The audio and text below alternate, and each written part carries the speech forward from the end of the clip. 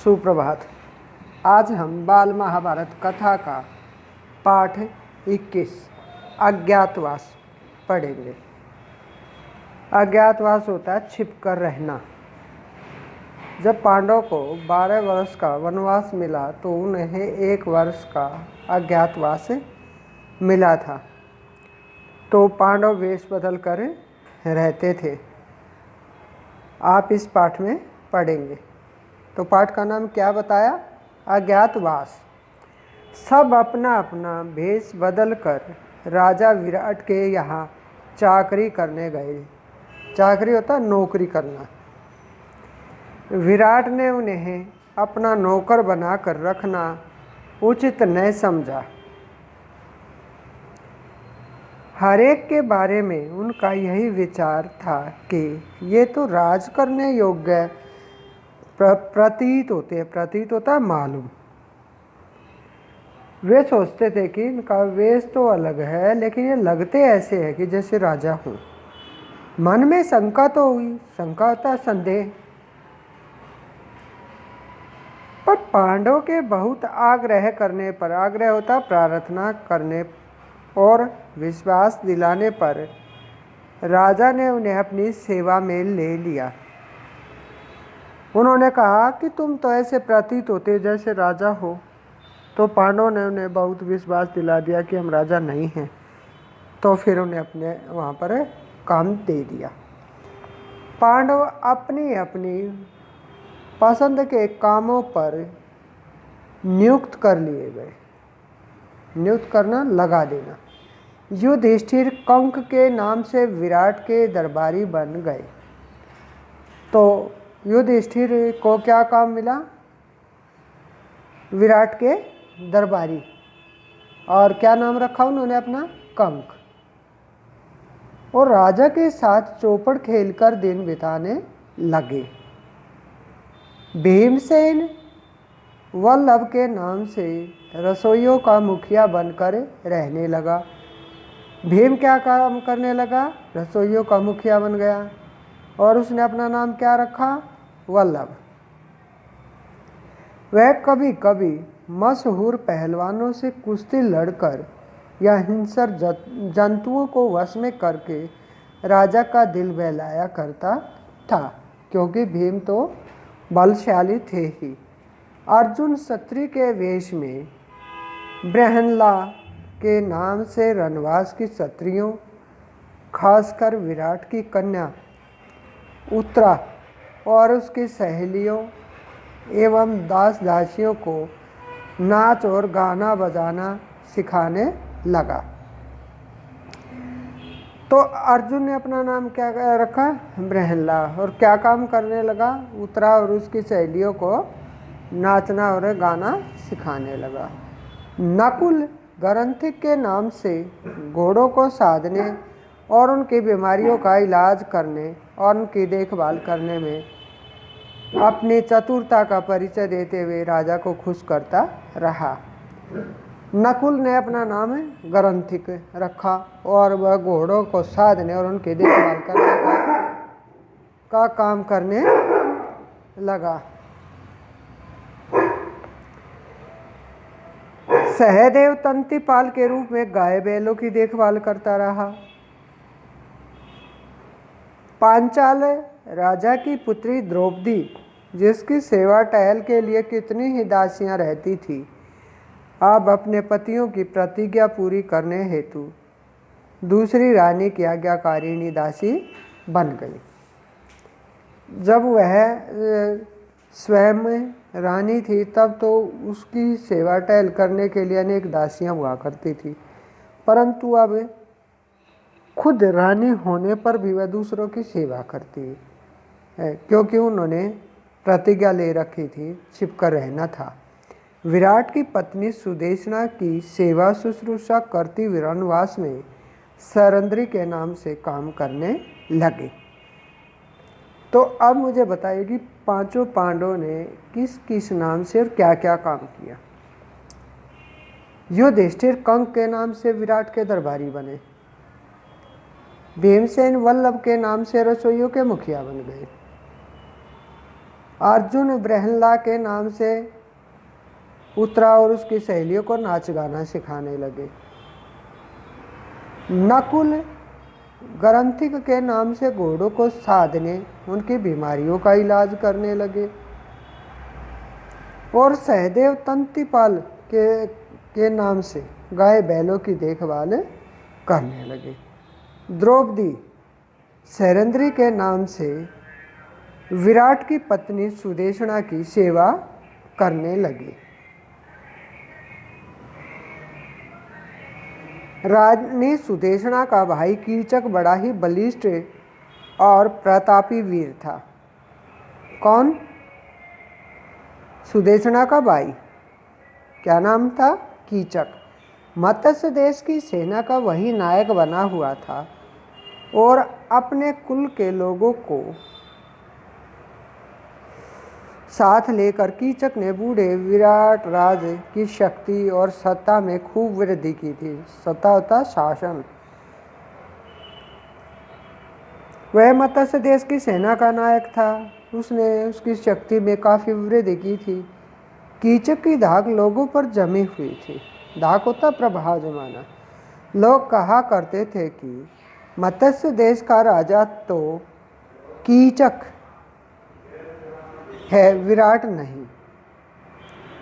यहाँ तक कि स्वयं विराट भी कीचक से डरा करते थे और उसका कहा मानते थे।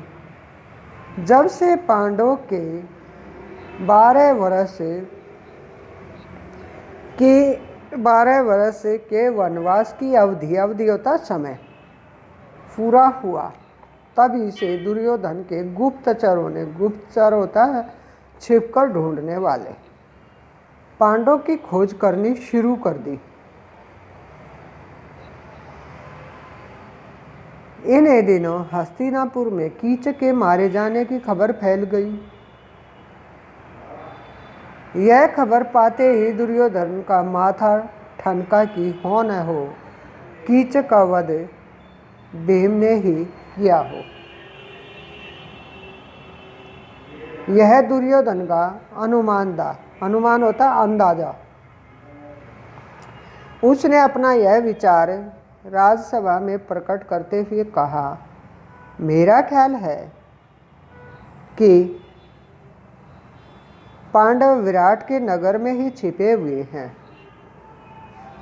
मुझे तो यही ठीक लगता है कि मत्स्य देश पर हमला कर देना चाहिए। क्यों? क्योंकि वे पांडवों का पता लगाना चाहते थे ताकि उन्हें फिर से 12 वर्ष का वनवास और 1 वर्ष का ज्ञातवास मिल जाए। यदि पांडव वहाँ होंगे तो निश्चय ही विराट की तरफ से हमसे लड़ने आएंगे। यदि हम अज्ञातवास की अवधि पूरी होने से पहले ही उनका पता लगा लेंगे तो शर्त के अनुसार उन्हें 12 वर्ष से फिर से वनवास करना पड़ेगा। यदि पांडव विराट के यहाँ न भी हुए तो भी हमारा कुछ नहीं बिगड़ेगा। हमारे तो दोनों हाथों में लड्डू हैं, यानी हमारा दोनों तरफ से फायदा है। दुर्योधन की बात सुनकर त्रिगत देश का राजा सुशर्मा उठा और बोला, राजन, मत्स्य देश के राजा विराट मेरे शत्रु हैं। कीचक ने भी मुझे बहुत तंग किया था। इस अवसर का लाभ उठाकर मैं उससे अपना पुराना वैर भी चुका लेना चाहता हूँ। ये बात किसने कही? त्रिगत देश के राजा सुशर्मा ने। कर्ण ने सुशर्मा की बात का अनुमोदन किया। अनुमोदन करना, हाँ मिलाना। फिर उनकी राय से यह निश्चय किया गया कि विराट के राज्य पर राजा सुशर्मा दक्षिण की ओर से हमला करे। जब विराट अपनी सेना लेकर उनका मुकाबला करने आए, तब इसी मौके पर उत्तर की ओर से दुर्योधन अपनी सेना लेकर विराट नगर पर छापा मार दे। इस योजना के अनुसार राजा सुशर्मा ने दक्षिण की ओर से मत्स्य देश पर आक्रमण किया। मत्स्य देश के दक्षिणी हिस्से पर त्रिगर्तराज की सेना छा गई। यानी दक्षिणी तरफ से किसने किया? त्रिगर्तराज सुशर्मा ने। और गाय के झुंड सुशर्मा की सेना के कब्जे में आ गए। कंक, जो कि युधिष्ठिर थे, ने विराट को सांत्वना देते हुए, सांत्वना होता तसल्ली देना, राजन चिंता न करें, मैं भी अस्त्र विद्या सीखा हुआ हूँ। मैंने सोचा कि आपके रसोइये वल्लभ,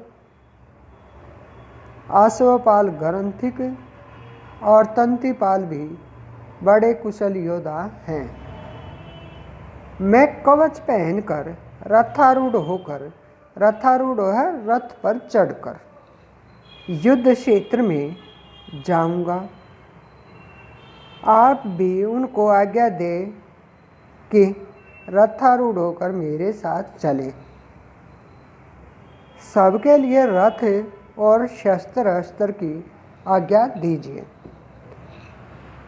क्योंकि वे स्वयं राजा थे और सभी अस्त्रों का प्रयोग करना, अस्त्र चलाना उन्हें अच्छी तरह से आता था। और उन्होंने सोचा कि हम विराट की मदद ज़रूर करेंगे। यह सुनकर विराट प्रसन्न हो गए। उनकी आज्ञानुसार चारों वीरों के लिए रथ तैयार होकर आ खड़े हुए। अर्जुन को छोड़कर बाकी चारों पांडव उन पर चढ़कर विराट और उनकी सेना समेत सुशर्मा से लड़ने चले गए। कौन कौन? 4 पांडव। कौन नहीं गया? अर्जुन। राजा सुशर्मा और विराट की सेनाओं में घोर युद्ध हुआ। जब राजा विराट बंदी बना लिए गए तो उनकी सारी सेना तितर बितर हो गई। तितर बितर होना, बिखर जाना। सैनिक भागने लगे।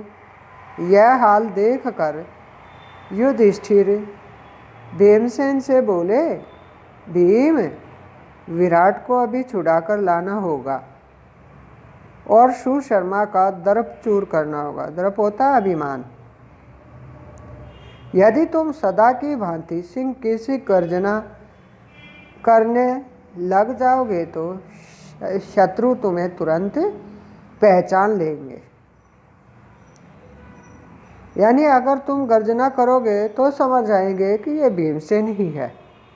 इसलिए सामान्य लोगों की तरह रथ पर बैठकर और धनुष बाण के सहारे लड़ना होगा। आज्ञा मानकर भीमसेन रथ पर से ही सुशर्मा की सेना पर बाणों की बौछार करने लगा। थोड़ी ही देर की लड़ाई के बाद भीम ने विराट को छुड़ा लिया और सुशर्मा को कैद कर लिया। सुशर्मा की पराजय होता हार की खबर जब विराट नगर पहुंची तो नगर को खूब सजा कर आनंद मनाया और विजयी राजा विराट के स्वागत के लिए शहर के बाहर चल पड़े। क्योंकि जब सुशर्मा को कैद कर लिया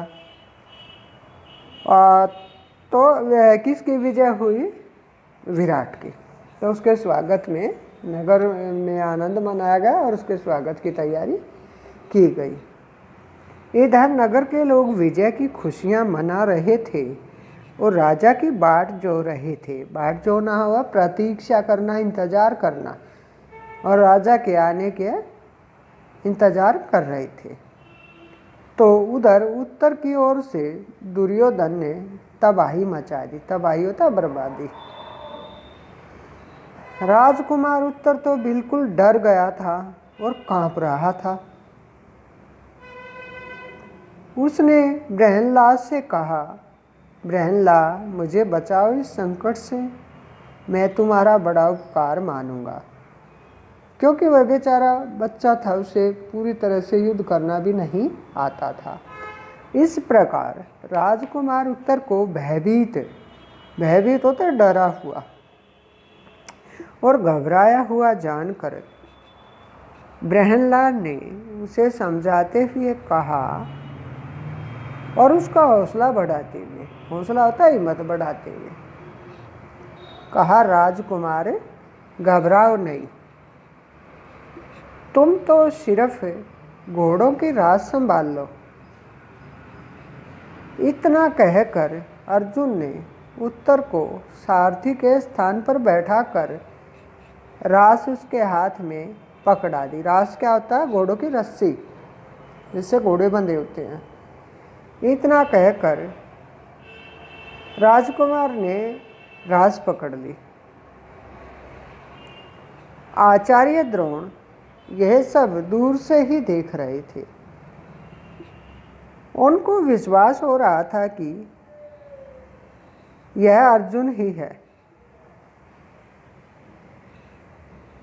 उन्होंने यह बात इशारे से भीष्म को जता दी। जताना यानी बता देना।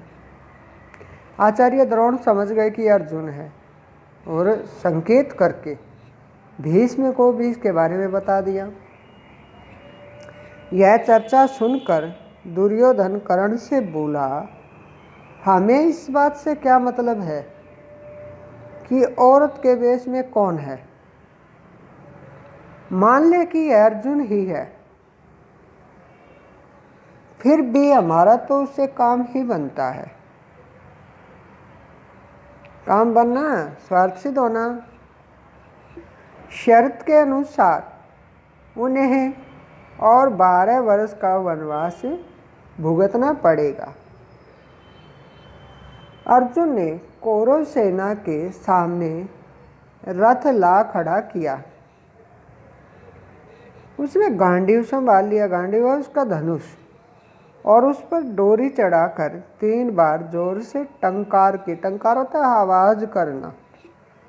कौरव सेना टंकार ध्वनि से सचेत होता है सावधान,